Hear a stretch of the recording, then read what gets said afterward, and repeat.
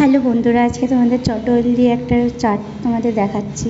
প্রথমে কর্নটাকে ভালো করে ধুয়ে আমি সেদ্ধ করতে দিচ্ছি। এতে অল্প নুন, পরিমাণ মতো আর হলুদ দিচ্ছি যাতে একটু কালারটা ভালো আসে কর্নের।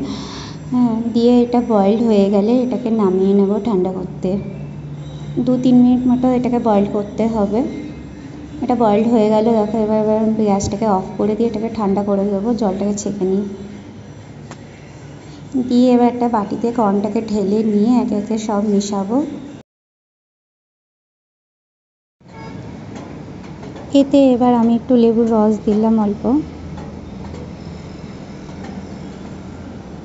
এরপর একটু বিট নুন দেব,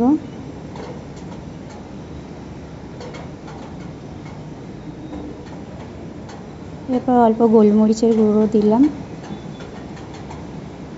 এরপর অল্প চাট মশলা দেব,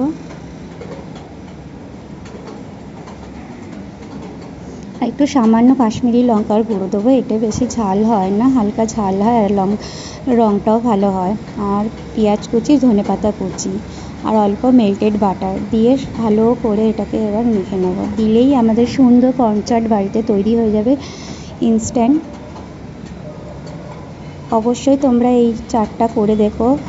আমার তো খুব খিদে পেয়েছিলো, কী করি, তো দেখলাম পুরটা রয়েছে, তো কর্ন চাট করে নিলাম। খুব তাড়াতাড়ি হয়ে যায় এটা, বেশ আর খুবই টেস্ট হয়েছিল। তোমরা অবশ্যই একবার এটা ট্রাই করো, খুবই ভালো, স্ট্রিট ফুড মতো হয়েছিল।